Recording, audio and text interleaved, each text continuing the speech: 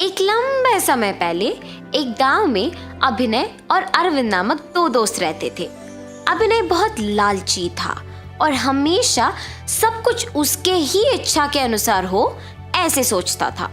अरविंद बहुत अच्छा इंसान था, वो स्थितियों के अनुसार व्यवहार करता था। अभिनय और अरविंद दोनों साथ में प्याज का व्यापार करते थे। जो प्याज वो बेचते थे उनको वो प्याज की खेती करने वाले किसान से कम पैसे देकर ज्यादा मात्रा में खरीद के दाम बढ़ा के बेचते थे। प्याज, ताजा ताजा प्याज ले लो भाई, ले लो, ऐसे जोर से चिल्ला के अभिनय और अरविंद प्याज बेच रहे थे जब एक आदमी प्याज खरीदने उनके दुकान आता है। 1 किलो प्याज कितना है बाबू? 50 रुपए भाई साहब। अरे, प्याज का दाम बढ़ गया क्या? हाँ जी, बढ़ गया। मैं 5 किलो प्याज लूंगा, 40 में दे दोगे? ठीक है, लीजिए। ये क्या बात हुई अरविंद? तुमने 40 रुपए में हाँ कह दिया। तुम कुछ नहीं जानते हो। मैं बात करता हूँ, रुको। भाई साहब, आप 10 भी किलो ले लेंगे तो भी 40 रुपए के दाम पे प्याज नहीं बेचेंगे हम। हमारा नुकसान होगा। अब आपकी मर्जी। अभिनय के कठोर तरीके से बात करने के कारण वो आदमी वहां से चला जाता है।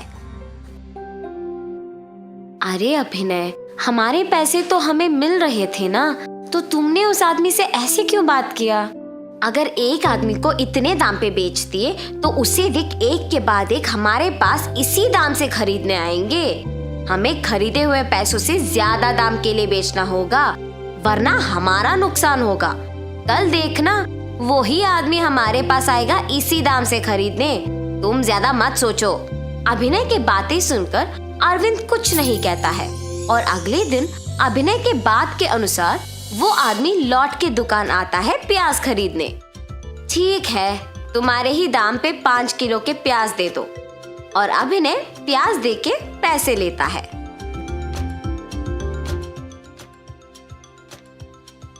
देखा तुमने अरविंद, अगर कल हमने 40 के दाम पे बेचा होता तो 50 रुपयों का नुकसान होता। अभिनय, हमेशा ऐसे जिद्दी होना अच्छा नहीं है। हमें परिस्थितियों के अनुसार चलना होगा, वरना बहुत कठिनाइयों का सामना करना पड़ेगा। है, तुम्हारे कहे के प्रकार करेंगे तो सिर्फ नुकसान मिलेगा। अरविंद अपने दोस्त के खिलाफ ना जाने के इरादे से उसे कुछ नहीं कह पाता है। दुकान में प्याज कम होने के कारण अगले दिन दोनों प्याज खरीदने जाते हैं। अरविंद, इस बार हमने प्याज को ज्यादा दाम पे खरीदा है, इसलिए हमें इनको ज्यादा दाम पे बेचना होगा। ठीक है अभिनय। ऐसे प्याज को ध्यान से बेचने लगते हैं। प्याज को खरीदने के एक दिन बाद उनका दाम बहुत गिर जाता है और ये बात अरविंद को हर रोज की तरह अखबार पढ़ने के कारण अभिनय से पहले पता चलता है। मुझे ये बात तुरंत अभिनय को बताना चाहिए, वरना वो सबको दाम बढ़ा के बताएगा और प्याज नहीं बिकेंगे। और ऐसे अभिनय को बताने जाता है। अभिनय, अभिनय, क्या हुआ अरविंद? क्यों इतना जोर से चिल्ला रहे हो? प्याज का दाम बहुत घट गया। अब तुम दुकान पे आए हुए लोगों को ज्यादा दाम बोल के वापस मत भेजो, बाद में हम ही लोगों को पछताना होगा। क्या तुमने इसीलिए इतने जोर से चिल्लाया? इसमें कौन सी बड़ी बात है? कुछ दिनों में दाम वापस बढ़ जाएगा। इतना ही नहीं, हमें सबसे पहले किसानों के पास जाके सारे प्याज खरीद लेना होगा, ताकि गांव में किसी और के पास बेचने के लिए प्याज ही ना हो। दाम बढ़ने तक हम प्याज को छुपा लेंगे। मगर अभिनय, अगर हम तब तक इंतजार करेंगे तो प्याज खराब हो जाएगा ना, उसके बाद हम ही पछताएंगे और अब जितना पैसे भी नहीं मिलेंगे। अरविंद, तुम ऐसे क्यों सोचते हो? मेरे सोच के अनुसार करेंगे तो ज्यादा पैसे मिलेंगे। इस बार के लिए मेरी बात सुनो बस। ठीक है अभिनय, तुम्हारी मर्जी। और अरविंद अपने दोस्त के मनाने पर प्याज ना बेच के ऐसे ही रखता है और इंतजार करता है कि कब दाम बढ़ेंगे। ऐसे बहुत दिनों के बाद अभिनय को पता चलता है कि प्याज के दाम बढ़ गए हैं और दोनों प्याज बेचने निकलते हैं। दुकान को जाके निधानी से प्याज नीचे लाके 1 किलो को 300 रुपए में बेचना शुरू करते हैं। गांव में कहीं और प्याज न मिलने पर दाम का बढ़ना लोगों को आश्चर्यचकित कर देता है। लोगों को प्याज की जरूरत है और कोई चारा ना होने पर वो 1 किलो के 300 रुपए दे के खरीदते हैं।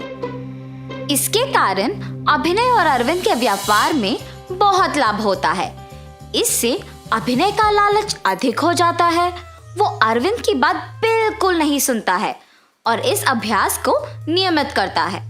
लाभ के लालच में अभिनय अरविंद के बातों को नजरअंदाज करके गांव के सारे प्याज को खरीद के दाम के बढ़ने का इंतजार करके तब तक प्याज को छुपा के उन्हें बहुत महंगे दाम पे बेचना आदत बना लिया था। ऐसी समय में एक बार प्याज के दाम बढ़ने का इंतजार दिनों से महीनों में बदलना शुरू हो जाता है। प्याज को निधानी पे रखे बहुत दिन हो जाते हैं। अरविंद को दुकान में से बदबू आती है। जब वो जाके निधानी जांचता है तो देखता है कि सारे प्याज सड़ जाते हैं। अरविंद तुरंत अभिनय को बुला के उसे सड़ी हुई प्याज दिखाता है। नुकसान पाकर अभिनय को उसकी गलती का एहसास होता है। उसकी लालच और स्वार्थ के कारण नुकसान होना और अरविंद की बात ना मानना उसे बहुत दुख करता है। अरविंद, ये सब मेरे लालच के कारण ही हुआ है, मुझे माफ करो। हमेशा तुम्हारी ही इच्छा के अनुसार सब कुछ होना चाहिए, ऐसा व्यक्तित्व अच्छा नहीं है। कम से कम अब समझो कि परिस्थितियों के अनुसार चलना ही अच्छा है। हाँ अरविंद, हमें पता नहीं कि कब हमारी स्थिति बदलेगी, इसीलिए उनके ही अनुसार चलना भला है।